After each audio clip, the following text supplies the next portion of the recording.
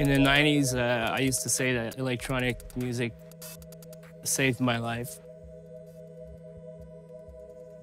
The community that I found back then, like the first early warehouse parties and all the underground stuff, and the connection between the music, but also the environment, the art, the conquest of the night.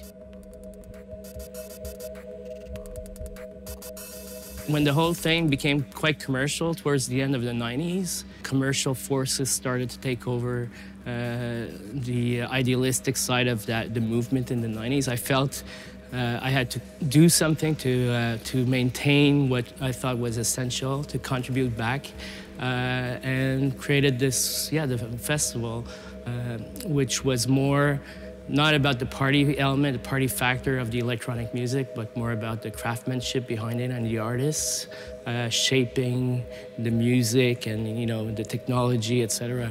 So the festival was about that. It was about maintaining a little flame to see if it could kind of continue to evolve.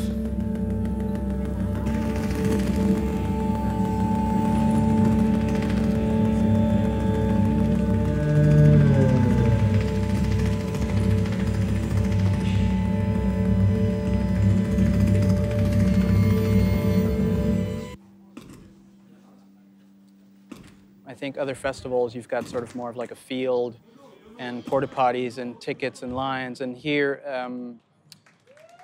you've got different spaces designed for different things, and everybody gets a unique chance to show their work. I think that's really unique. I can only think of a couple things like that as far as festival-wise.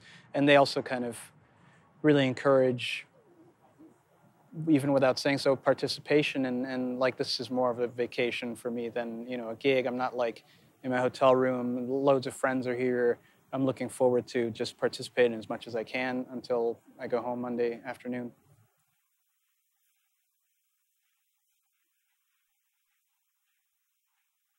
The Antarctic Talk is a specific subject about, you know, the escape to the continent that has no human impact or industry yet.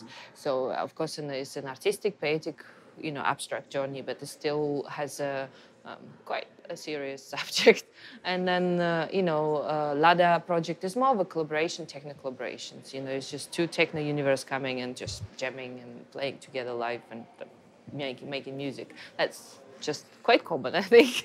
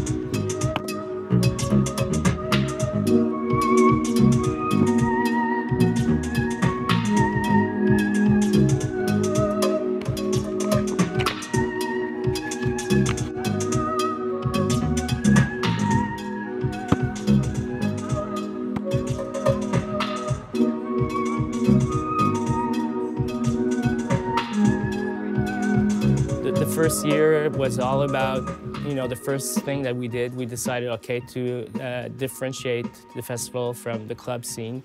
We're gonna do a festival that's mainly, if not exclusively, based on live acts. The other factor that was important back then, which is still there, is the fact that we wanted to show a quite wide range of live performances, going from more experimental stuff to more dancey stuff, saying the artists responsible for dance stuff could be respected. It's the same way that someone would do in a more experimental way.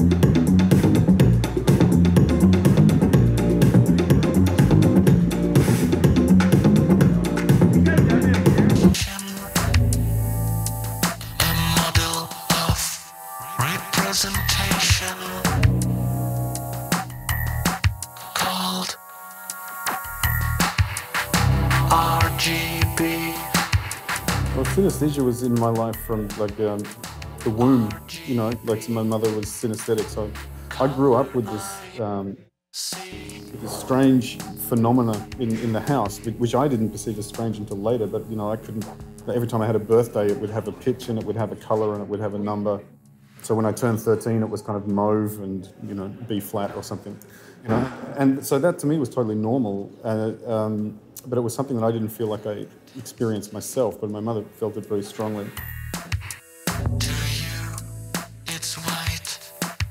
I was curious about what the sound would look like. And then what was interesting to me is that actually sounds with very harmonic spectrums, quite beautiful sounds, created a kind of mess, like a garbled mess, but then sounds that were overdriven. So, you know, the waveforms were really kind of cut off and had tight corners, like, you know, distorted sounds. Had a real beauty to them because you could see those distortions and you could see those shapes. So you could create really beautiful geometric situations using quite, well, stereotypically ugly sounds. And because I was making a lot of ugly sounds as a matter of course, because I was working in this noise, you know, I was really interested to see that a lot of these ugly sounds I was interested in actually looked really beautiful. Yeah. And for me, this was vindication of my, of my interest in those things.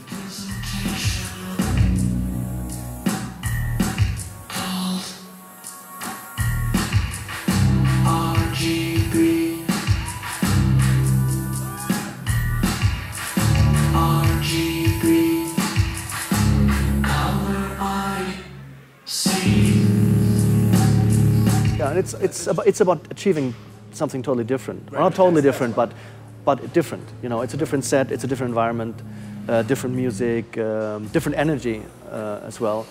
And what we're doing with Robin goes through a wide array of energies, I would say. There's elements in there which are more narrative. I would even say more like cerebral. Like you have like people like suddenly step back and like think about, you know, what's happening? Why is that happening now?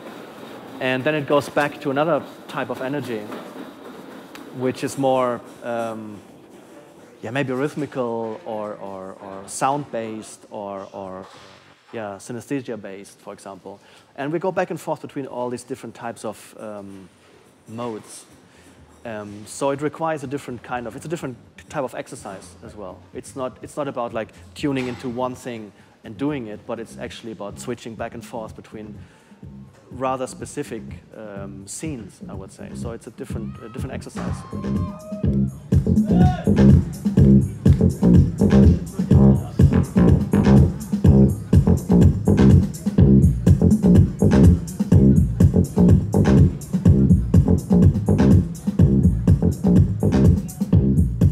Like, I was asking them, I was like, why didn't you use your original name? They're like, we thought it was funny. Pretty much every time that if we're going to collaborate and work on music together, we kind of, for every show, we make a new set. Brand new set? Yeah, they don't release any of it. They write like an hour worth of music. It gets played once and then that's it. If you were there, you heard it. If you don't, then... Do you ever have the desire, do people ever come up to you and sort of harass you to release that music? No, well, I mean, if they do. But we'd rather do something else. We would like to just take the new gear and work with it. And actually, it's interesting because with Cobblestone, that's how we started. We never had any desire to release at the beginning. We just had a club night and we played. And then it was later when we started releasing that it was better for us to tour and stuff. Yeah, and to be honest, we do it once and we could refine it and make it better, but at the same time, we'd rather do something new.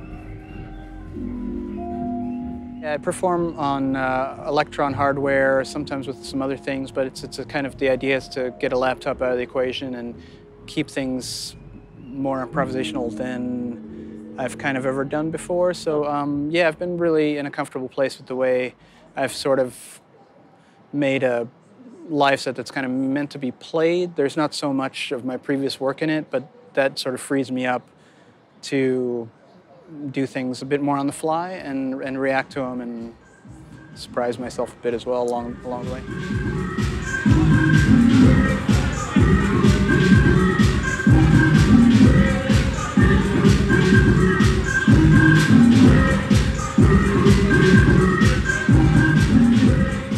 I guess it's a very complete experience. You can wake up and go do a workshop and learn a lot of stuff, go to conferences, then go see visual acts mixed with more experimental live acts. You can totally do your geeky day and meet some people and like really get into the experience. And then at night you can, do your dancing on more, more intelligent stuff that you usually get in a lot of festivals. I mean, we felt that if we wanted to attract public from a bit everywhere in North America, we had to present something that was kind of unique, and create that sense of happening that people had to come. If they don't, if they wouldn't come, they would miss something. And now what happens is some artists come to us. They say, we have this, we'd like to feature it at the festival. And we try to create a context for the artists to feel, as good as possible, to take some risks also, and to do, so we accompany them in that.